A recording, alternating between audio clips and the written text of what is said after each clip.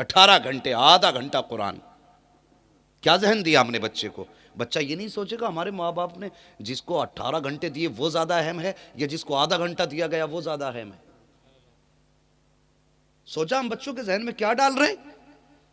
اور بچہ اگر آدھے گھنٹے میں 5 منٹ تاخیر سے آئے تو باپ فون کر کے کہتا مولانا ابھی تک بیٹا نہیں آیا، پتہ نہیں ہے اسکول کو لیٹ ہو رہا ہے. او حیا کر، شرم کر. تو نے بچے کے ذہن میں کیا ڈالا کہ قرآن کی اہمیت نہیں ہے، قرآن کا وقار نہیں ہے. اور اس کے بعد کہتے ہیں مولانا بچے کی گالی نہیں چھوٹ رہی ہے، بچہ صبح ہی اٹھ کے ڈانس کرتا. مجھے بتا تو صحیح 8 سال تو نے بچے کی پرورش کی ہے، 90 سال میں مسجد میں بچے کو تو نے بھیجا ہے. مجھے بتا تو صحیح 8 سال میں تو نے کتنی تبدیلی کی ہے. تجھے کیا لگتا ہے کہ تیری 18 سال کی غفلت کا مولوی 1 سال میں علاج کر دے گا؟ جو تو نے 8 سال تک تو نے لاپرواہی برتی ہے اس کا مولوی 5 دن میں علاج کر دے گا؟ اور بھائی بچوں کی پرورش 10 سال کے بعد نہیں ہوتی ہے. ہمارا اسلام ہمیں سکھاتا ہے جب بچے ماں کے شکم میں آ جایا کرتے ہیں تبھی سے بچوں کی پرورش کا اہتمام کیا جائے. جب بچے ماں کے شکم میں آ جائیں تو ماؤں کی ذمہ داری ہے کہ وہ گانے نہ سنا کریں، بے وقت سویا نہ کریں، فضولیات میں نہ لگا کریں. لیکن بات کیا ہے بتا تو صحیح، آج ہم رشتے ہی سے بنیاد غلط ڈال دیتے ہیں. ذرا غور کرنا پیارے انداز بیاں، میرا بہت شوق نہیں ہے شاید کہ اتر جائے تیرے دل میں میری بات. جب کسی بھی بچے کا رشتہ کیا جاتا ہے تو وہ بھی کہتا میرے بیوی کو دیکھنے کے لیے میرا خلیرا بھائی جائے گا، میرا پھپیرا بھائی جائے گا. اور بھائی ان کے لیے تو اسلام نے گنجائش ہی نہیں رکھی ہے. جن کو تو دیکھنے کے لیے بھیج رہا ہے تیرے لیے گنجائش تھی، وہ بھی اس حساب سے تھی کہ ایسے دیکھتا کہ دیکھنے والے کو پتہ نہ چلتا کیسے دیکھا گیا ہے. اللہ اکبر. لیکن خلیرے پھپیرے بھیجے جاتے ہیں.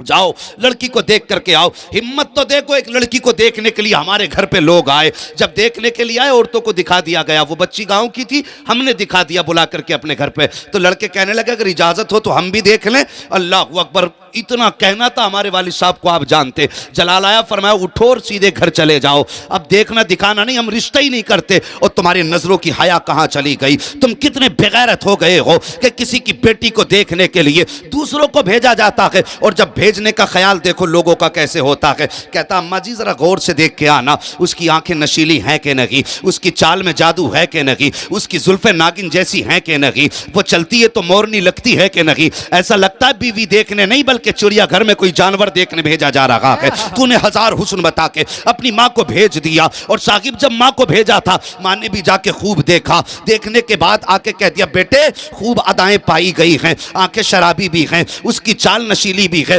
زلفیں ناگن جیسی بھی ہیں، سب کچھ دیکھ کے آیا. جب 4 دن کے بعد دلہن بن کے گھر میں آئی ہے، اب جب تماشا ہوا ہے تو مولانا مشرف تم تعویذ کرو، مولانا سلیم تم تعویذ کرو، صوفی محمد رضا تم تعویذ کرو. ارے کیا ہوگا ان تعویذوں سے؟ تعویذ تو چھوڑو صاحب، اگر پورا قرآن گلے میں ڈال دو تب بھی کچھ نہیں ہو سکتا ہے. بدلا تو تب جاتا جب تو نے ماں کو بھیجا تھا تو جہاں نگاہوں کی شرط تو نے کہا تھا کہ نگاہیں نشیلی ہو، اس وقت یہ بھی کہہ لیتا ماں جب اس کی چال دیکھ لے تو یہ بھی دیکھنا قدموں میں حیا ہے کہ نہیں، جب اس کے چہرے پہ نگاہ ڈالے تو یہ بھی دیکھ ماتھے پہ سجدے کا نشان ہے کہ نہیں، جب وہ تو اس کی گفتگو کا انداز دیکھے تو ماں یہ بھی دیکھ لینا اس کے منہ سے قرآن کی تلاوت کی خوشبو آ رہی کہ نہیں. جب تو یہ ادائیں دکھوا کر کے اس کو گھر میں لے کے آتا خدا کی قسم صرف دلہن نہیں آتی، قدم اس کا ہوتا کرم مدینے والے کا برسنے لگا. نعرہ تکبیر، نعرہ رسالت، مسلک اعلیٰ حضرت علماء اہل سنت علامہ مفتی حماد رضا صاحب قبلہ،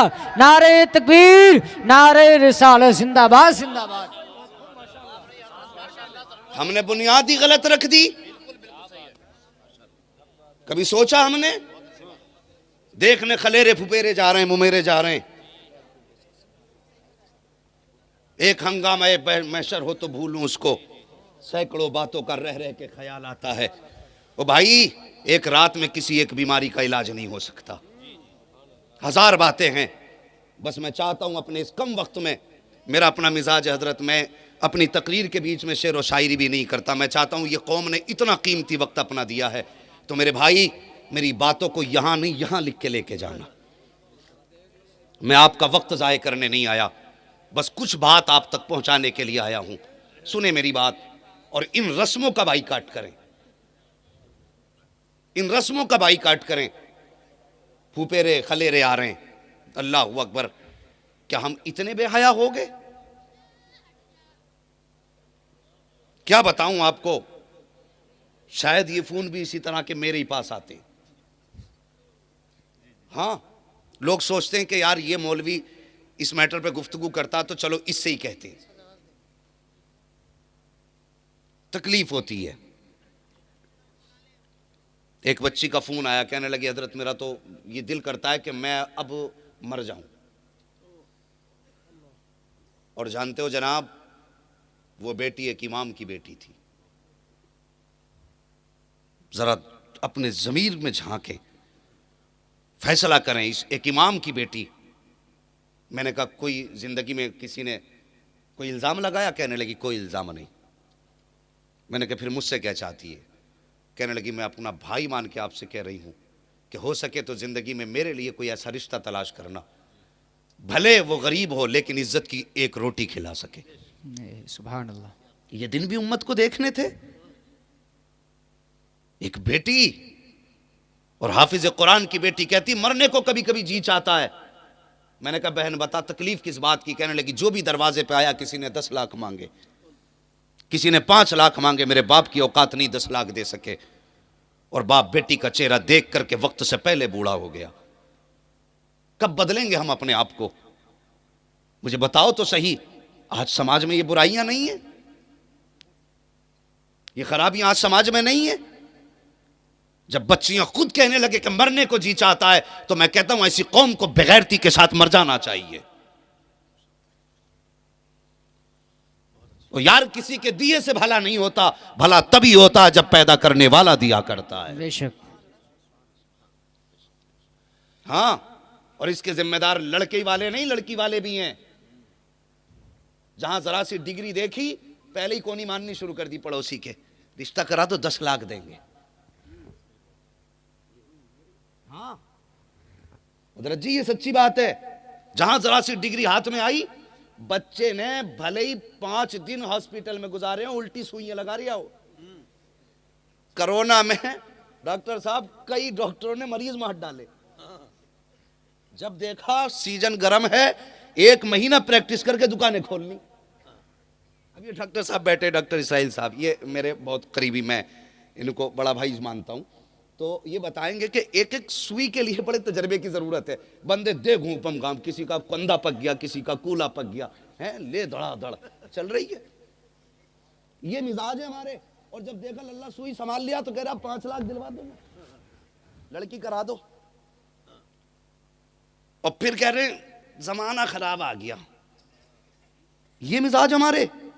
اور بھائی کہا کس نے تھا کہ MBBS کے گھر میں بیٹی دے؟ کہا کس نے کہا تھا تجھ سے کہ BUMS کے ہاتھ میں بیٹی کا ہاتھ دے؟ تجھے یہ دیکھنا ضروری نہ تھا کہ جو تیری بیٹی کا ہاتھ تھا میں وہ MBBS ہے کہ نہیں, وہ BUMS ہے کہ نہیں؟ دیکھنا یہ ضروری تھا جس کے ہاتھ میں تیری بیٹی کا ہاتھ جا رہا ہے وہ خدا کا خوف دل میں رکھتا ہے کہ نہیں, مصطفیٰ کا پیار سینے میں ہے کہ نہیں. مجھے بتا تو سکی جس کے سینے میں خدا کا خوف نہیں ہوگا وہ تیری بیٹی کا حق کیسے ادا کر سکتا ہے؟ میں دعوے کے ساتھ کہتا ہوں تو وقت کی روٹی کمانے والا, مزدوری کر کے لانے والا اگر خدا سے ڈرنے والا ہوگا, بھلے ہی تیری بیٹی کو ہیرے چاندی کے جواہرات کے زیور نہ بنا سکے, خدا کی قسم ذلت سے گھر سے دھکے دے کے بھی نکال نہیں سکتا.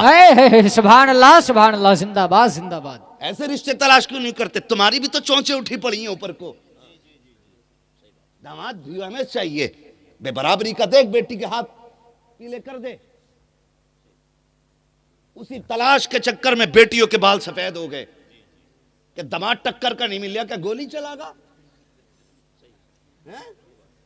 ٹکر کا نہ مل لیا. کیوں؟ تو 7.5 فٹ کا ہے. خیال دیکھو لوگوں کے, وہ کیسے لوگ تھے. اللہ اکبر. ایک بزرگ مسجد میں بیٹھے ہوئے ایک جوان آیا, نماز پڑھی, پھر چلا گیا, پھر آیا, پھر نماز پڑھی. انہوں نے 5 وقت اس کو نماز پڑھتے دیکھا, 5 وقت نماز پڑھتے دیکھا اس نے, بزرگ نے. اور پھر کچھ نہ پوچھا. کہنے لگے بیٹے میری بیٹی ہے, اگر تو کہے تو تیرا نکاح اس کے ساتھ کر دوں. تو وہ کہنے لگے حضرت تم نے کیا دیکھا؟ کہنے لگے تیرے دل میں رب کا پیار دیکھا.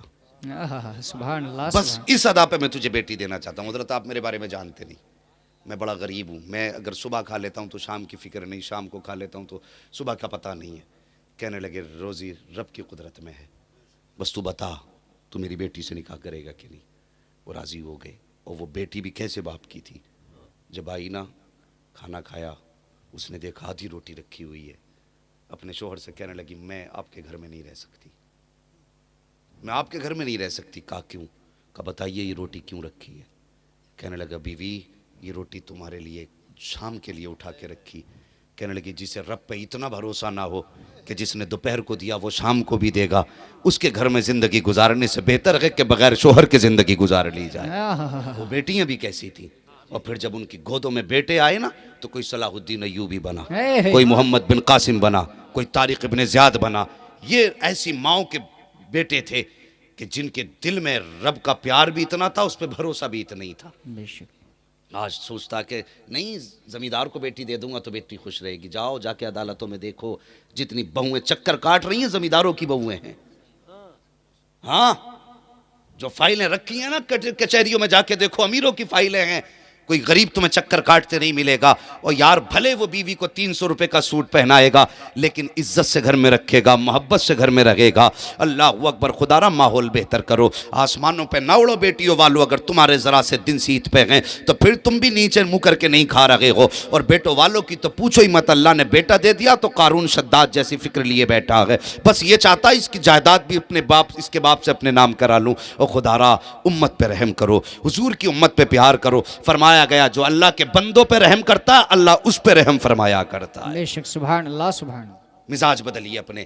تو میں عرض کر رہا تھا ماحول دیکھیے, ہم نے بنیادی غلط رکھ دی. ہم نے پہلے ہی کہہ دیا کہ بھئی وہ چاہیے جس کی ناگن سی چال ہو. اب وہ آ گئی نا تو پھر وہ کاٹے گی. ہاں ڈھونڈ کے لایا نا اماں کو بھیج کے. وہ خدا را دیندار تلاش کیا کرو. اگر یہ آئی ہیں تو پھر جب ان کو اب تو حضرت جی بڑا ماحول خراب ہے, رشتہ ہونے کی دیر نہیں ہوتی اتنا بڑا موبائل بھیج دے, اتنا بڑا بھیج رہے ہیں کہ پریکٹس کر لے صحیح سے چلانے کی. وہ خوب چلا رہی ہے اسے, کیا ضرورت ہے. اور اس کے نقصانات آپ کو پتہ نہیں ہے. جوانوں ایک بات بتا دوں تمہیں میں, اور بزرگوں تم بھی سنو, نکاح سے پہلے کبھی بچوں کو رشتے والے سے بات کرنے کی اجازت مت دینا. یہ بات سننا میری جوانوں, تم بھی سننا اس کا نقصانات. یہ مت سوچنا ہمارے ابا کو سمجھا کے گیا یہ بات ہی نہیں کرن دے گا ہماری. تم بھی اس کے نقصانات سمجھ لو. اگر غلط ہو تو میری بات واپس کر دینا, کبھی بات کرنے کی اجازت مت دینا. یہ جو ہمارے سماج میں ہے جی چچا میاں کہ ہم رشتے کے بعد 3 مہینے بعد براتیں کرتے ہیں, تو اس کے بیچ میں حالات اترتے چڑھتے رہتے, سمدھیوں میں انبن بھی ہو جاتی ہے. اب دیکھو دونوں طرف رشتہ داریاں, لڑکی لڑکے سے بات کر رہی ہے, لڑکا لڑکی سے بات کرتے کرتے اجنبیوں کے درمیان محبت بڑھ گئی. جب محبت اجنبیوں کے بیچ بڑھ جاتی ہے تو پھر نتیجہ کیا ہوتا ہے کہ اگر کسی وجہ سے سمدھیوں میں انبن ہو جائے, آج کل زیادہ چانسز رہتے ہیں, کبھی جہیز کی لسٹ کو لے کے, کبھی رسگلے کے سائز کو لے کر کے, کبھی قورمے کو لے کر کے, کبھی اسٹینڈنگ کو لے کر کے. آج جھگڑے کے بہت سارے آپشنس ہیں, کسی بھی بات کو لے کے مفتی صاحب جھگڑا ہو سکتا ہے. ہاں اگر ان میں جھگڑا ہو گیا, وہ کہ نہیں میں بیٹے کی بارات نہیں لاؤں گا, وہ کہے گا میں تیرے بیٹے کو اپنے گھر کا داماد بنا ہی نہیں سکتا, تو پھر یہ جو دو بیچ کے ٹنگے رہ گئے. اب دو باتیں ہیں, یا تو آپ اپنے دل کے خلاف جائیے یا پھر اپنے ماں باپ کے خلاف جائیے. تو زیادہ تر جو ہوتا ہے بچے ماں باپ کے خلاف جاتے ہیں, پھر اس سے تم بھی ذلیل, تمہارا معاشرہ بھی ذلیل, تمہاری نسلیں شرمندہ ہوں گی. اس لیے صرف اللہ پہ بھروسہ کرو اور یہ سوچ کر کے نکاح تک صبر کرو, جس میں رب راضی ہے اس میں اس کا بندہ راضی ہے. بے شک سبحان اللہ. تو پہلے اتنا بڑا موبائل دے دیا, اب روک لے گا گناہ کو؟ تیرا باپ بھی نہیں روک پائے گا. وہ جو 2 ٹائم کی پڑھ رہی تھی وہ بھی ختم, جو قرآن پڑھ لیتی تھی چھٹے جماعت سے کھول کے وہ بھی بند, اتنا بڑا موبائل ہی چلا رہی ہے. اب ہوا نکاح, گھر میں آئی, ابا نے LCD دے دی شاندار والی, لگ گئی. تو اب میں نے کہا تھا ہمارا مذہب اور ہمارا اسلام ہمیں یہ فکر دیتا ہے کہ بچوں کی پرورش ماں کے شکم سے ہوتی ہے. جب بچہ ماں کے شکم میں آیا, اماں LCD پہ پڑھی دیکھ رہی ہے, اگر وہی نہیں تو موبائل بجا کے کان کے نیچے رکھ لیا, اس کی آنکھ گانے سن کے لگ رہی ہے, آنکھ کھل رہی تو گانے بج رہے ہیں, اگر آنکھ اٹھ رہی ہے تو LCD پہ جا رہی ہے, وہ فلمیں دیکھ رہی ہے. بتاؤ بچہ ماں کے شکم میں ہو اور ماں کے اس طرح کے قدم ہوں تو تمہیں کیا لگتا ہے کوئی عبد القادر پیدا ہوگا یا پھر آج کا ناچنے والا کوئی گنڈا بدماش پیدا ہوگا؟ سوچیں, سرکار غوث پاک کی زندگی, ان سے پوچھئے علماء بتائیں گے. ماں کے پیٹ میں آپ نے قرآن کے کچھ پارے حفظ کیے, کہاں بولیں کہاں کیے؟ ہاں بول تو دو، 11ویں کھاتے کھاتے دانت ٹوٹ کے بھی بولنا نہیں آیا. ماں کے پیٹ میں آپ نے پارے یاد کر لیے. کیسے؟ کیونکہ ماں کے شکم میں بچہ جب ہوتا تربیت تبھی سے شروع ہو جاتی ہے. اور ہماری قوم سوچتی ہے نا ابھی تو للہ چھوٹا ہی ہے. اماں کہتی نا ابھی 8 سال کا ہی تو ہوا، سدھر جائے گا. ان کی پرورش کا خیال شکم سے کرو. اور ایک بات اور بتا دوں، حلال روزی کا اہتمام کرو. آج کے دور میں سب سے مشکل کام ہے روزی کو حلال کر کے کھانا. جن کی کھیتوں میں ہو رہی ہے وہ عشر نہیں دے رہے ہیں، جو بزنس میں ہے وہ زکوٰۃ نہیں دے رہے ہیں، سمجھ رہے ہیں؟ اور جو دکانداری لیے بیٹھے ہیں تو ان کے باٹ تول لو جا کے. ایک دن مرغا لینے چلا گیا 1 کلو کا 900 گرام نکلا. یہ حالات ہیں بھئی. ہمارا تو کچھ نہیں گیا 100 گرام میں، مگر مجھے بتا تو نے وہ 100 گرام اگر بچوں کو حرام کر کے کھلایا تو بتا تیرے بچوں کا کیا بنے گا. جدید تحقیق کے مطابق 80% جو بچے بگڑ رہے ہیں حرام روزی کی وجہ سے بگڑ رہے ہیں، 20% غلط سوسائٹی کی وجہ سے. یہ ہمارے معاشرے کی سچائی ہے. خدا را گھروں میں دینداری کا ماحول پیدا کرو. دیندار بچیوں کے لیے اپنے گھر والوں کی فرمائش کرو کہ ہمارے لیے دیندار بیٹی دیکھ کے آنا، دیندار بیٹی دیکھ کر کے آنا. بڑی تکلیف ہوتی ہے. حضرت ایک خبر ملی ابھی، کچھ ایک گھر کے اندر ماں باپ نے بیٹی کو گلا دبا کر کے اس لیے مار دیا تاکہ اسے جہیز نہ دینا پڑے. قرآن کہتا اپنی اولاد کو مفلسی کے ڈر سے قتل نہ کرو.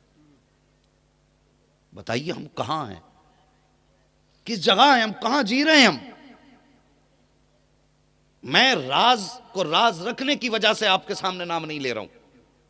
اور یہ ہمارے علاقے سے بہت دور کی بات نہیں ہے، یہ ہمارے علاقے کی بات ہے. شرم آنی چاہیے.